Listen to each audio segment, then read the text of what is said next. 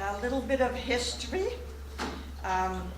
50 years ago, I was a flaming socialist, and I am now a convinced libertarian.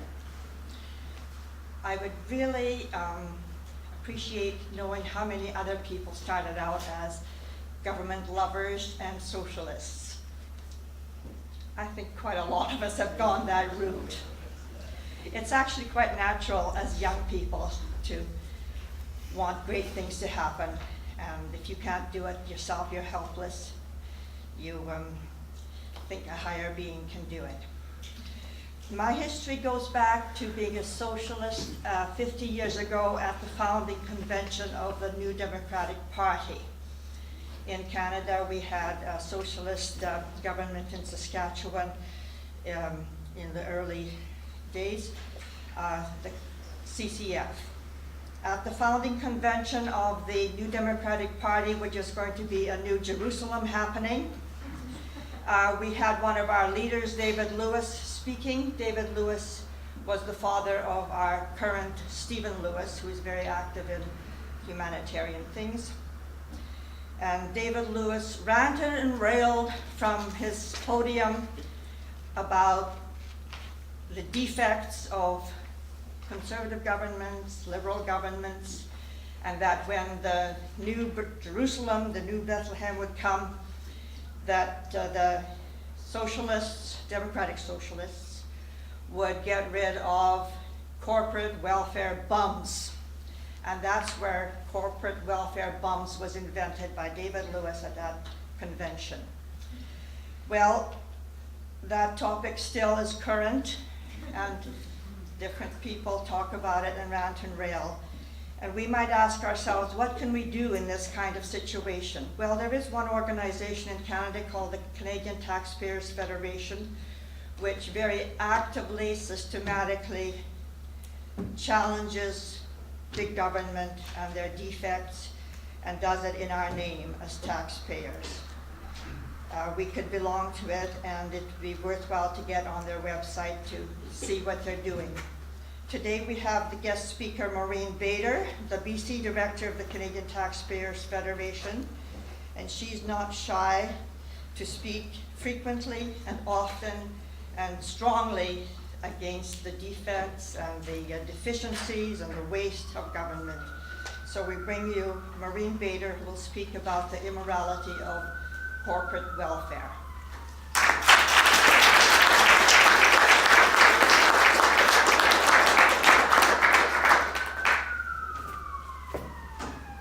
Thank you very much, and thank you very much for inviting me to speak to you today, and thank you for putting this together, Jen. This is really great. They're coming to get me.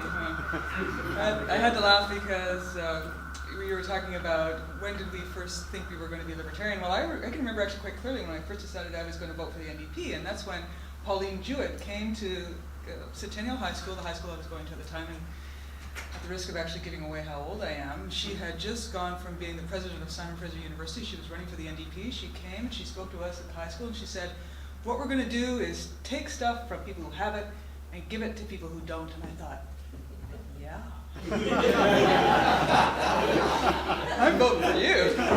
Because you're a high school student, I don't have anything.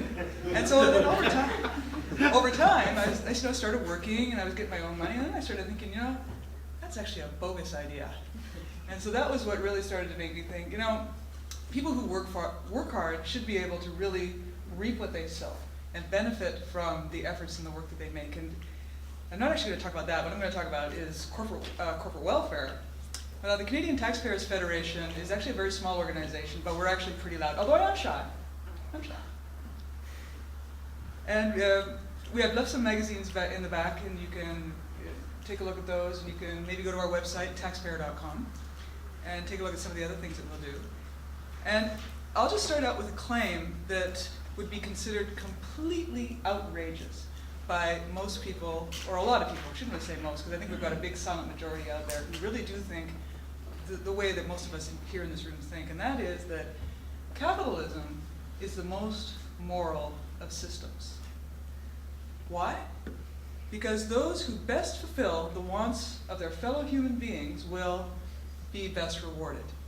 Most of the time anyway. I mean, there's no magic bullet. So you can never underestimate the role of luck in doing well out there in the economy, but certainly if you are someone who is really looking at how to best serve your fellow human being, you in the marketplace can probably do pretty well. Because you're going to not be concerned about what it is you want, you're going to be concerned about what other people want, and you're going to be producing for other people, and that will then, hopefully anyway, ensure that you're the one who is going to do the best out in the marketplace.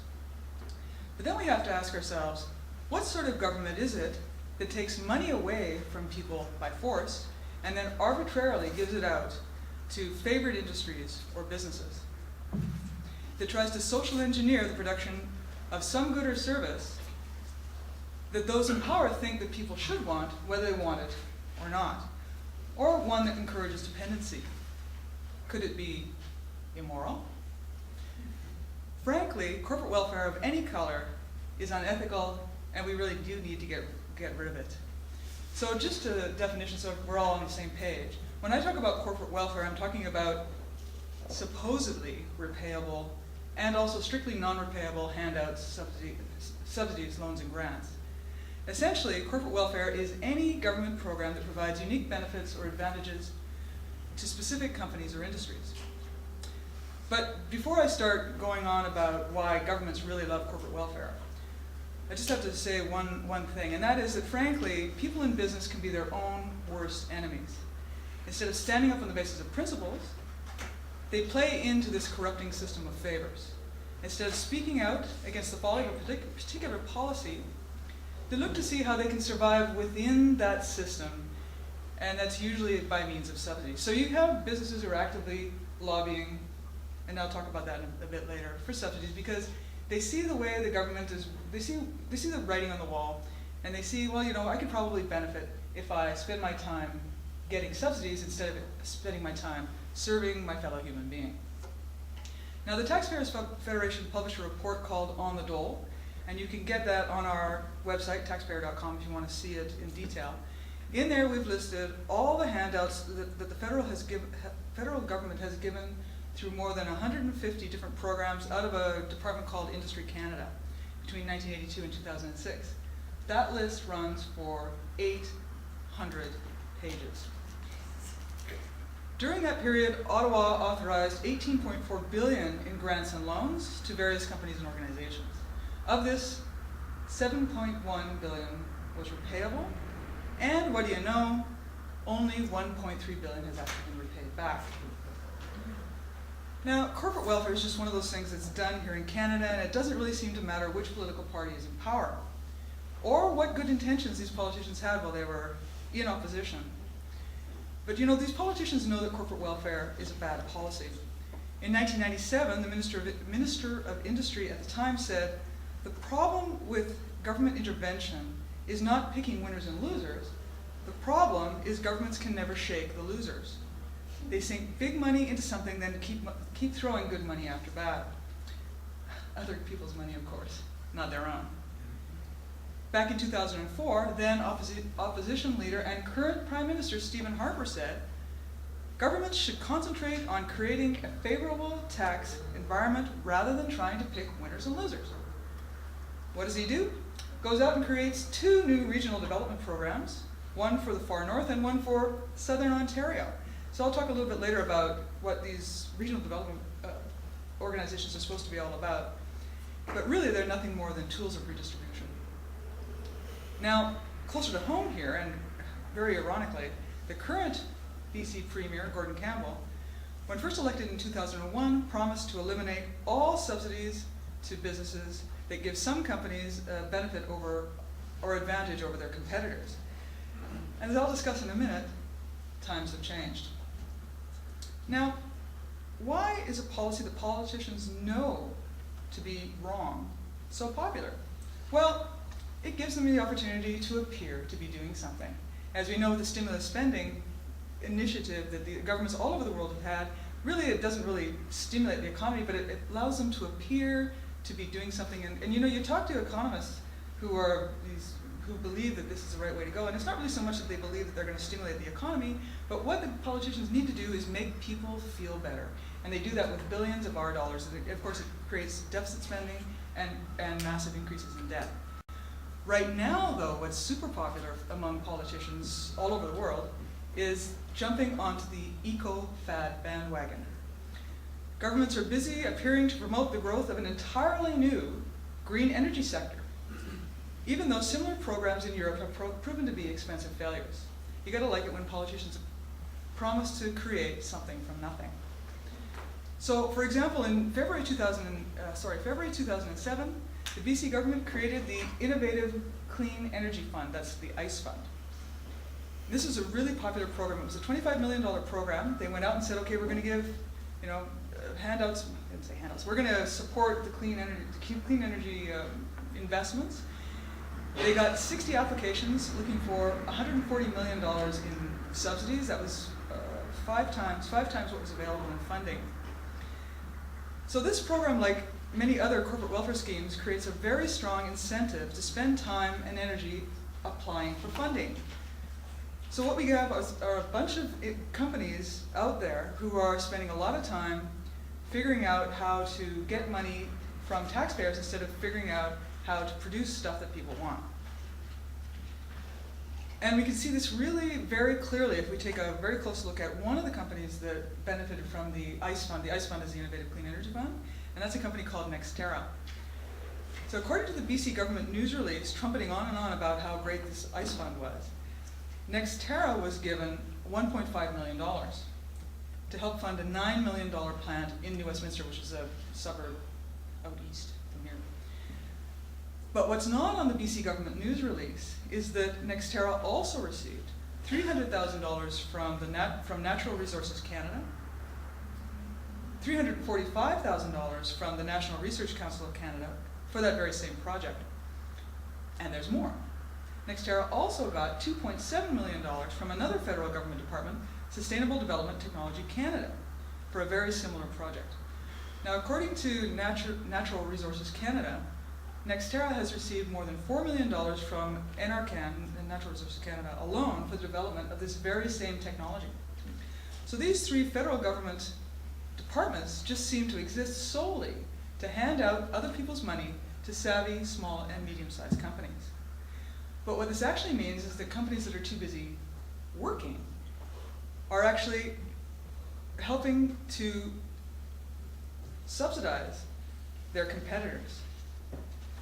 Now, it should come to this, I mean, I could just go on and on about Nextera and all this application for funding and the funding that they've received.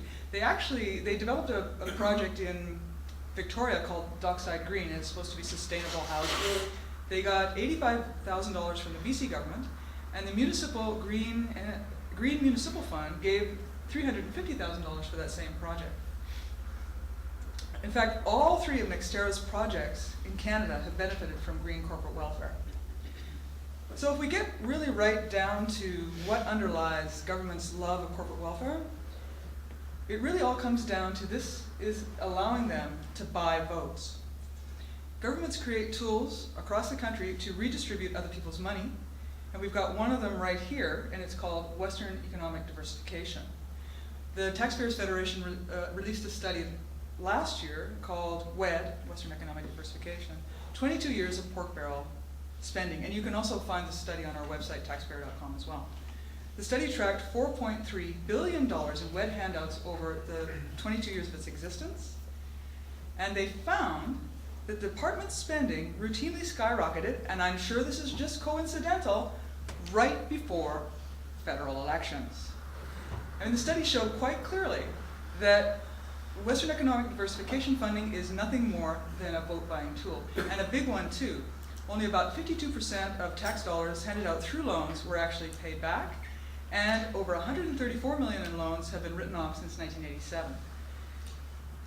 And the reason that these regional development organizations supposedly are set up is to create jobs. So we asked them, well, how many jobs have you created? They have no idea. They don't track the number of jobs that are created. So immoral policies eventually run into the law that is never broken. And I noticed that I've been scooped already 2 times with this law. So which is the law that's never broken? It's been mentioned already twice. Anybody want to try to embarrass himself?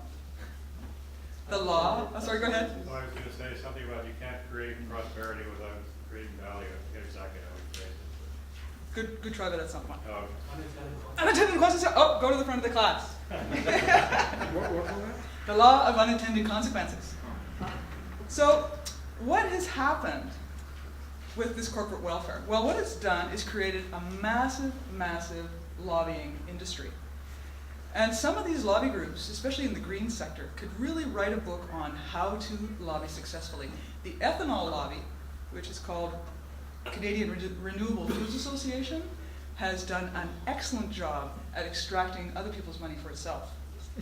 How do you do that? Well, you hire lobbyists with high-level connections to the Stephen Harper government, and just to cover all your bases, you get a few who are also strongly linked to the Liberal government. Politically connected lobbyists played key roles in passing in 2008 an amendment to the Canadian Environmental Protection Act.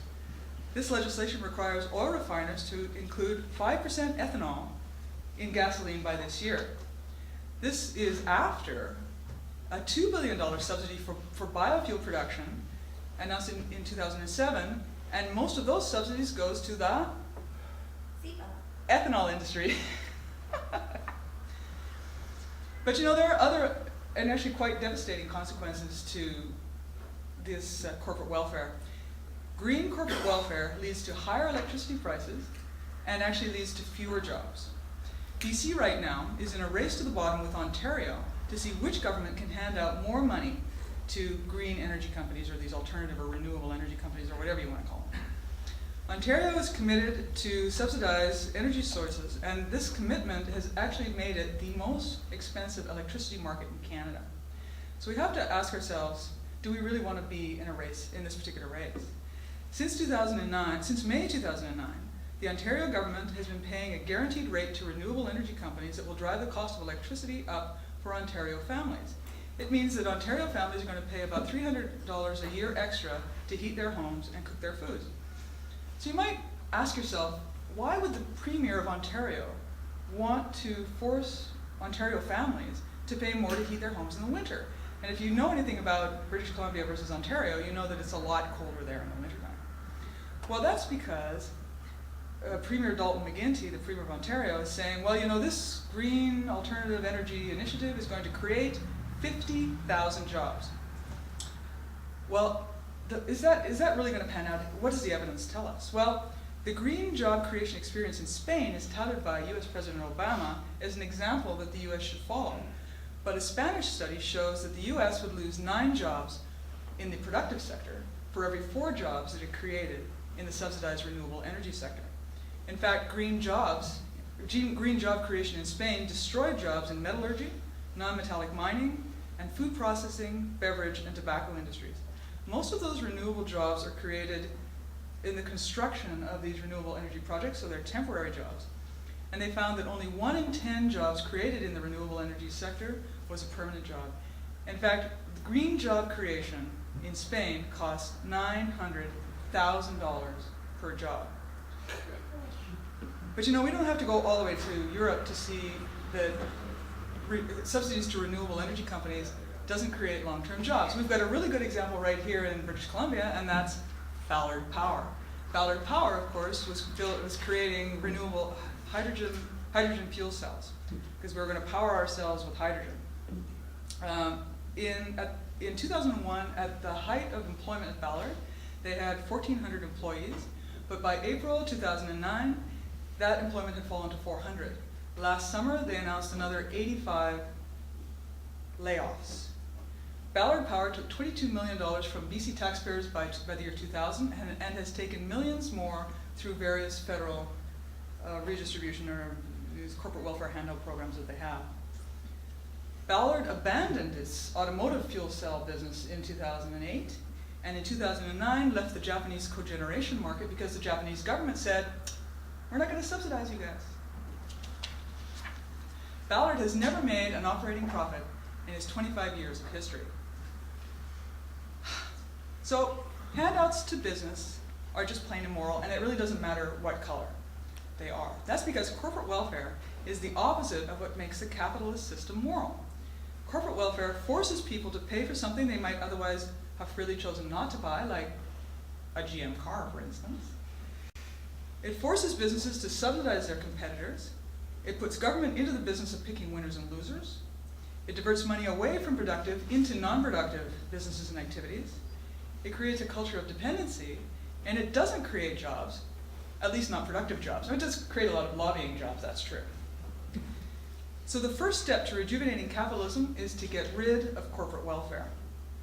If we really want long-term productivity gain, job creation, and technological development, we need a pro-growth tax regime that would level the playing field in business, attract investment, and stop this waste of taxpayers' money. How do we get there? By limiting government and committing the legislature to only pass laws of a general nature. I think I'll leave it at there. Thank you for that. Thank you very much.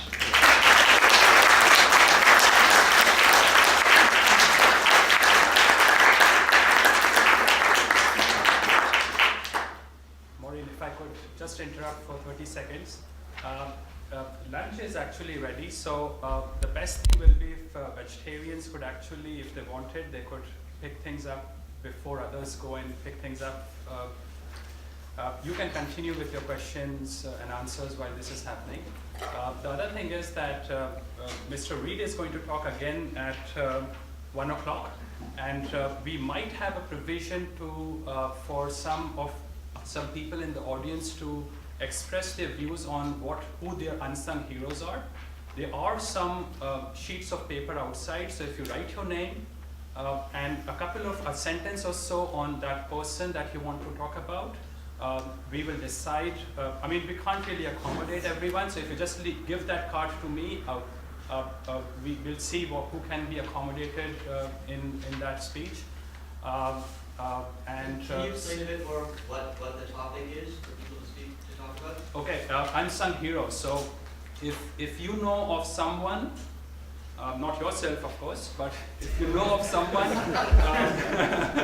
who you think has made a difference in the society, if you could write that name and a sentence or two on that person, on why you think you should talk about it, then give it to me. Okay?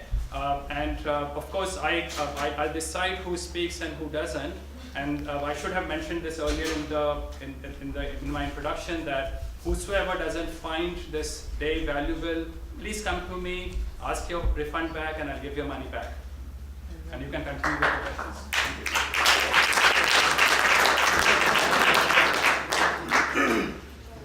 I liked your talk.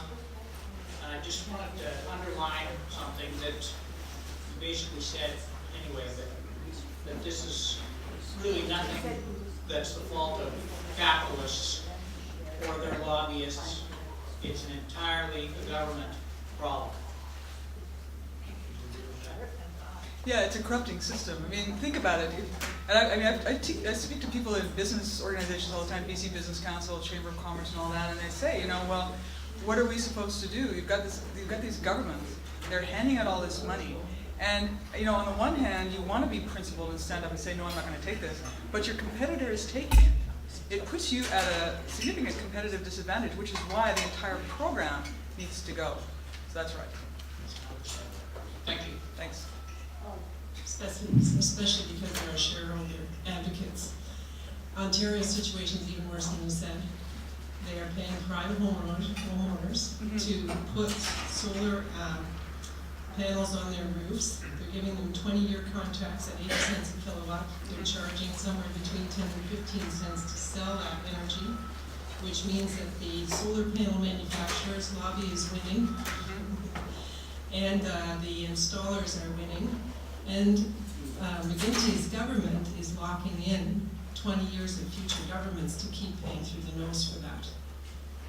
Just thought I'd let you know in case you want to make an investment in Ontario, you're going to be guaranteed 100% return. In fact, I talk a little bit about that in my latest article that I left on the table as well. What the question was just asked was just mentioning something called a feed-in tariff rate. And I talk about that in the article, where if you put a solar panel up on your roof, you'll get I think if it's on your roof, you'll get about 80 cents a kilowatt hour. Right now, people are paying about 11 cents a kilowatt hour in Ontario. Here in British Columbia, we pay between 6 and 8.3 cents a kilowatt hour. So think about it. I mean, if everybody in Ontario suddenly decided they were going to put a solar panel on their roof and then feed that energy back into the grid, and the amount that they get is guaranteed, how is that going to affect electricity prices? You know, it's a very frightening possibility. Right. What percentage of spending by the BC government and the Canadian government would you characterize as corporate welfare? How much is it? Well, I don't know just offhand, but they've got. I'd have to actually get back to you on that one. I'm not sure. I'd be interested to know. In many ways, the statistics you people have, I've listened to Mike Milcom's stats and stuff, are kind of shocking, but in a sense they're a dog bites man story. This is what we expect. And the really interesting question to me is, how do you change that system? And all my socialist friends would argue that it's the fault of the capitalists' greed that drives them to seek out politicians for subsidies. My kind of thinking is it's really our fault for putting into the hands of politicians all the power, and I think that's what you were saying at the end of your speech. And I think, I don't know how many of you watched Michael Moore's Capitalism, a Love Story, but I watched it, not as a fan of Michael Moore's, but I think that Michael Moore, with a little nudging, could become a capitalist. Because I think what he's railing about is the corporate fascism, which is that unholy alliance between politicians and corporate interests.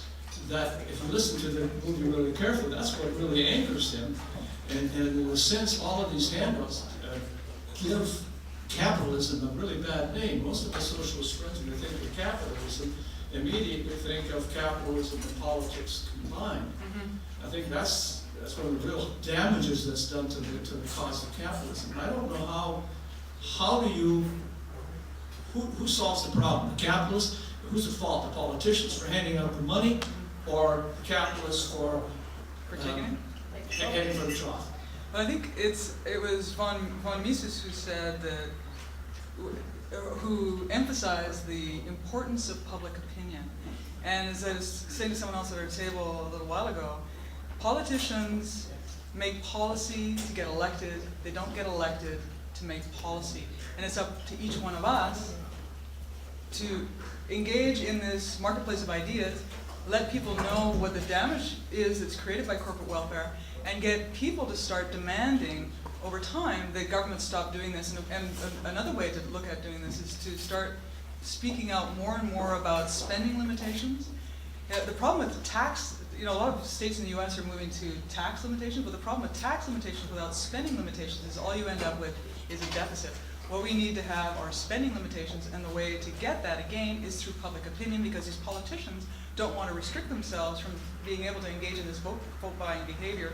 And companies, if they know that their competitor isn't going to be getting a handout either, would be less likely to. I mean, if the playing field is leveled, and there's no corporate welfare, and we keep corruption down to a minimum, the politicians can't transfer money from taxpayers to businesses. But it's a matter of changing the system. It's a matter of getting rid of this corporate welfare, and it's a matter of people speaking out against this. And once a system that doesn't have corporate welfare is put into place, I think we'll find that businesses will work within that. Business people are going to do what it takes to get ahead, and if they see that they can get a subsidy, they're probably going to take it, because frankly, that's just a rational response to the current system. Is any tax moral?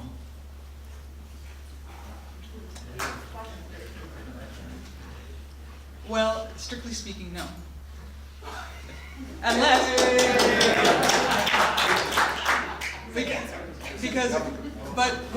Ayn Rand talks about a system of voluntary taxation. She talks about how that could work, and it might actually be the case as well. But I don't think that's not something that we advocate for. It's not something that people would really understand. I think what we could start to.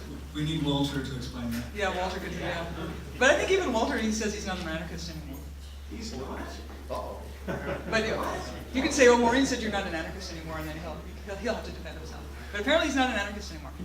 So. He's going to announce his retraction.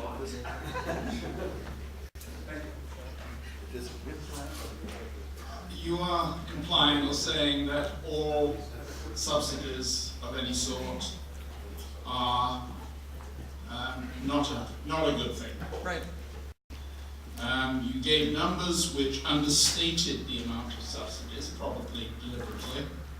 I happen to have spent a lot of the last several years involved in the government subsidy for innovation, which you will be very familiar with, which over the last 20 years has given out somewhere around 40 to 50 billion dollars in value. But I look at it, it is framed in a different way. It is framed as money that you get back after you have done something of benefit in innovation, and you get it back after you spent the money. That tax credit system, which results in cash for small businesses, has kept alive a large number of small, innovative companies in DC and in Canada. Without it, they would not have survived. Well, if you let them go, which is fine, okay, that's an option. But if you do that, firstly, where they will go is another country, but where they get subsidized. Ignoring that for a moment, it's true. The basis of the success of this country's economy, is the innovation that it produces, its research and development in today's world. And that research, if you say cavalierly somewhat, that it goes somewhere else, will go somewhere else, and our companies will basically fail. You know, Apple was started in a garage. Yes. With no subsidy. I agree, and there are lots of examples. I agree with you.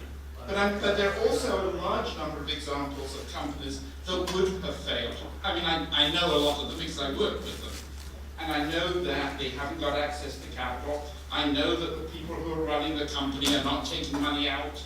They're doing what they can, but it takes longer to develop the product than they have money to provide. And if they can get a subsidy on some of the money that they pay in basically wages, which is the primary source, at least in the software industry that I know, then that keeps people employed and keeps the company alive to the point that they can be self-sustaining. And I've seen that happen many times. Wages will go down. Over time, wages in the software industry will go down. Because there will be no more work to give the companies to pay their employees. No, it won't go down, they'll go somewhere else. I mean, that's quite simple. It's the same as the homeless argument. If you feel so passionate about this, then you give them money. Don't have See, effectively, the government is crowding out private investment, private development, and if those companies can't get private funding, then yeah, they should die. And if they want to get subsidies from someplace else, then yeah, they should move. But I mean, as long as we continue to fund people that can't get funding in the free market, we're continuing to create a level of dependency in industry, and we're continuing to take money away from productive activities and putting it into unproductive. What the batting average is.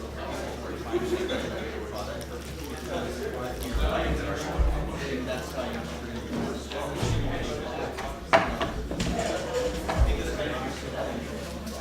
those guys need a lot of money.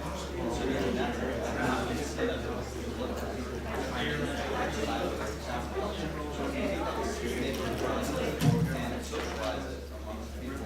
You guys talk to the microphone so everybody else can hear? What's this going on? They're having a conversation.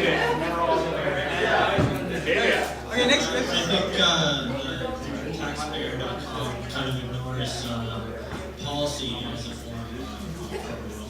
They tend to focus on cash handouts, bribes, other things like that. But even if you were to eliminate all cash handouts, government still has the power to pick winners by creating extra safety rules or regulation. That's right. certain policies that could totally annihilate one business that's actually working properly in favor of one that might favor the government or some sort. Yeah, you're right, and that's actually the other side of lobbying. When I talked about lobbying in my presentation, I was talking about lobbying that's used to extract wealth from one area and bring it into their own fold. But there's a whole other side of lobbying, and that's the kind of company that's busy working but trying to protect their own interests from excessive regulation and trying to keep their money in their own pockets. So when we talk about, lobbying is a legal and valid activity. It's just that we're getting way too much of the kind of lobbying that's trying to extract rents from productive companies and put it into non-productive companies, and it goes into this massive amount of lobbying effort.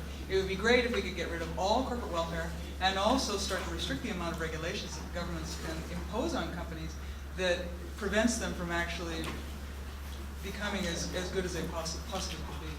Lobbyists lobby for rules to prevent me from lobbying the government. Yeah, they protect their own lobbyist privileges. So if I represent a company and you talk to politicians, I get in trouble for violating the rules that these lobbyists lobby for. You got to register. Can you tell me where this CDF stands on the HST? And are you going to sign the petition? Yes and no. It kind of goes back to this question about should we have any taxes at all?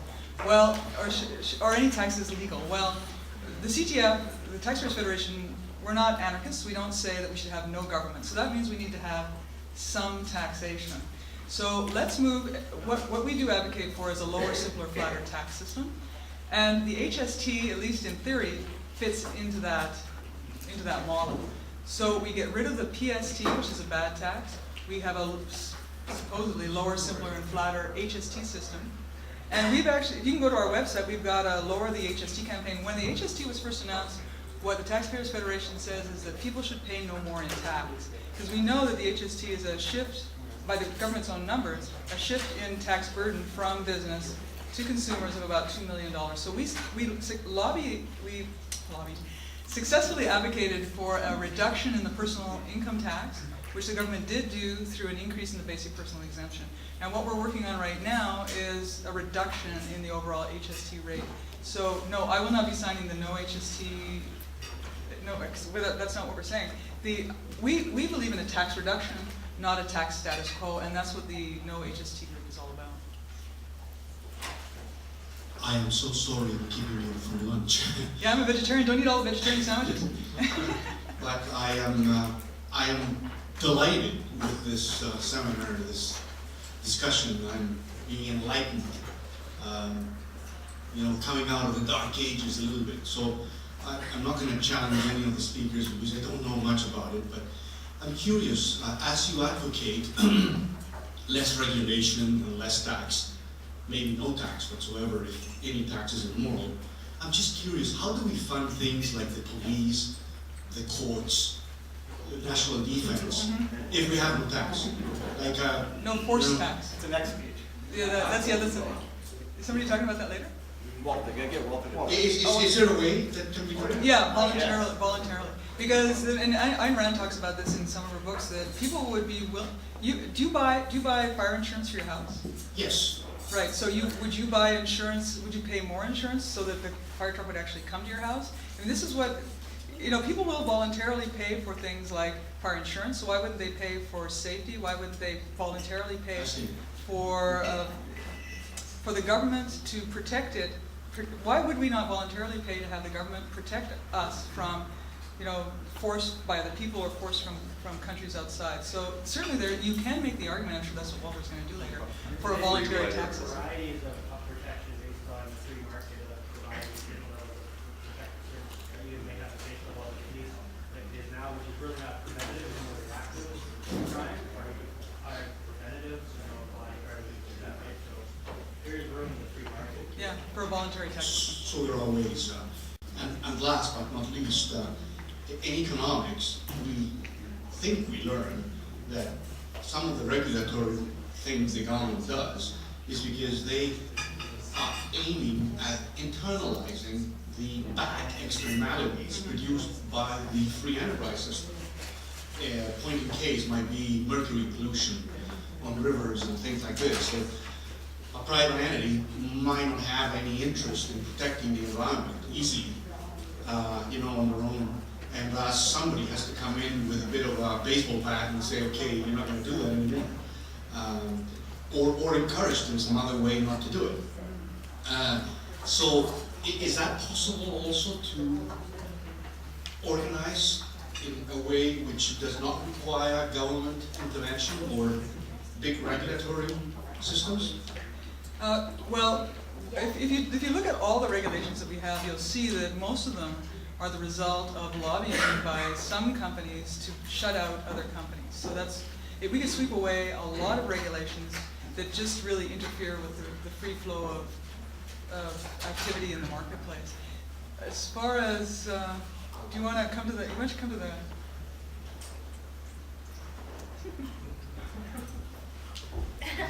just want to give a quick example again from Ontario. I'm an export to the West. Welcome. Thank you. And I have my mouth a little bit, sorry about that.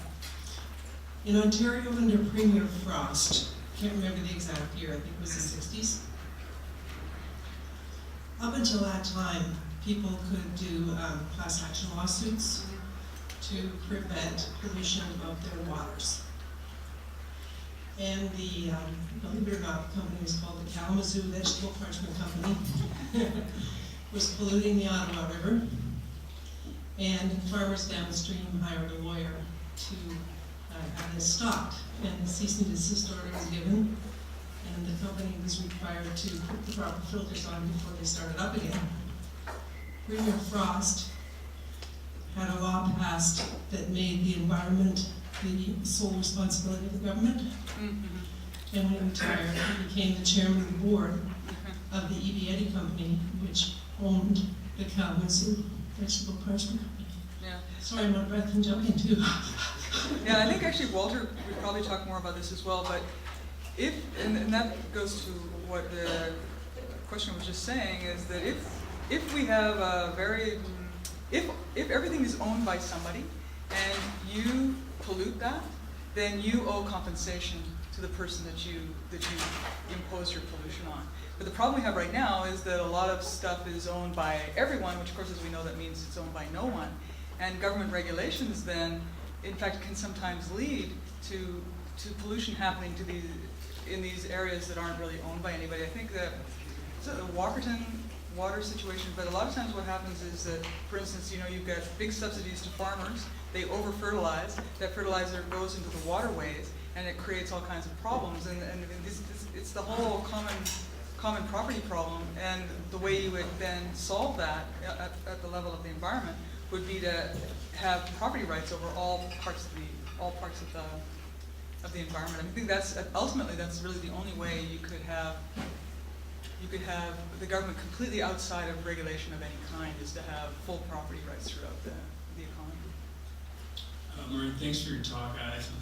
I apologize in advance for holding you up from eating lunch, but I just felt the burning desire to say something about this argument that subsidizing innovative companies is somehow different than other sorts of corporate welfare. I think what we need to do first is we need to look at the evidence on subsidies for innovative, so-called innovative companies. And in Canada, what we have here is a program. It's a tax credit program called the SRED program, the Scientific Research and Experimental Development Tax Credit. This program is an extremely generous program. What it does is essentially subsidizes the cost for companies that are engaged in R&D, research and development, which is a form of input to the innovative process. And on top of this program, we have provincial governments. This is a federal program. On top of that, we have provincial governments that offer similar types of subsidies. So you can have a Canadian company in Canada subsidizing upwards to 50% of their R&D costs. So writing off up to 50% of what they do in R&D. This is the most, one of, if not, and has been the most generous R&D subsidy program in the developed world since 1980. some countries now are more generous, but it's historically been so. And what's happened in Canada is that we haven't seen those great impacts from the program. In fact, if you look at R&D spending and innovation more generally in Canada, and other indicators are productivity, which innovation feeds into we do not perform well. If you rank the 30 OECD countries, so advanced countries, Canada sits historically in the middle of the pack on R&D, has not improved its standing with the program. So I just wanted to point that out that, it sounds nice on paper, that the theories are appealing, but at the end of the day, they're not programs even for innovative companies. Corporate welfare isn't effective. What we need to do is look, I think, at other avenues, and that's increasing the rewards for people engaged in productive economic activity, whether it's innovation or just general wealth creation. And we need to look at the tax system. If you look at capital gains taxes, corporate income taxes, throughout the entire period, we've had these extremely generous R&D programs, which are giving on the one hand, and on the other hand, in Canada, just until recently, we've had extremely high corporate income tax rates. The effective rate on investment in Canada until 2005 was one of the highest in the world, and the recent government has made some progress. But to give subsidies and to expect the fruits of those the laborers to be productive is, I think, wishful thinking unless we have a better incentive structure that rewards innovative activity. Thanks. Sorry for the rant. I agreed to it, I gotta get his name for later.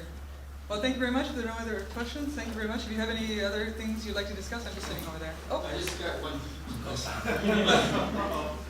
How much tax did the Royal Bank pay last year? Oh, I don't know, I'd have to look that up. This is a trick question. Just roughly. $1? He's right, he said 0. And the reason is no corporation anywhere has ever paid any tax because they're inanimate objects and they can't pay any tax. So only people pay taxes. Right. Companies do not pay taxes. So this is sort of a fallacy that the left always has. We get the corporations to pay the tax, but they're just passed on. It's shared between the people that own the company and mostly the people that buy the product or the service. That's right. Great. Thank you very much.